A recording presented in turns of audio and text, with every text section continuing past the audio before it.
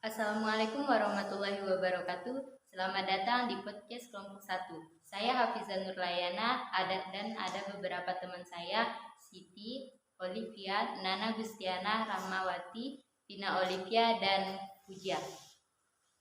Pada bab 3 perbedaan sosial, terdapat dua bentuk perbedaan sosial, yaitu perbedaan bersifat horizontal atau disebut diferensiasi sosial. Yang kedua, perbedaan sosial bersifat vertikal atau disebut stratifikasi sosial. Nah, di podcast kali ini saya akan membahas tentang diferensiasi sosial. Yang pertama, kita harus tahu dong definisi dari diferensiasi sosial. Apa sih yang dimaksud dengan diferensiasi sosial? Manusia itu makhluk yang istimewa yang diciptakan Tuhan dengan berbagai jenis perbedaan. Misalnya perbedaan jenis kelamin, perbedaan warna kulit, perbedaan suku, dan perbedaan budaya. Contohnya di Indonesia. Sebagai negara yang plural, kita bisa melihat lebih jelas perbedaan-perbedaannya, seperti suku Jawa, ada suku Tolaki di Sulawesi, ada suku Sunda di Jawa Barat, dan suku Dayak di Kalimantan.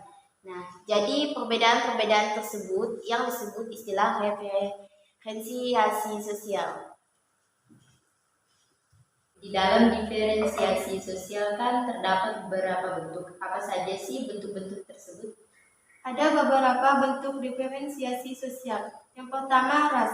Ras yaitu penggolongan berdasarkan kesamaan fisik sejak lahir.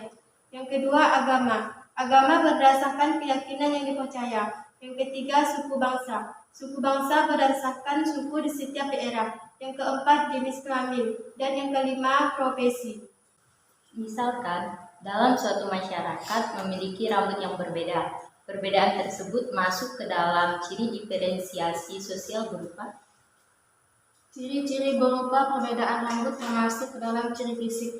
Ciri fisik sendiri merupakan perbedaan yang didasari atas sifat bawaan sejak lahir. Selain berupa perbedaan rambut, juga ada perbedaan postur tubuh serta warna dan bentuk mata.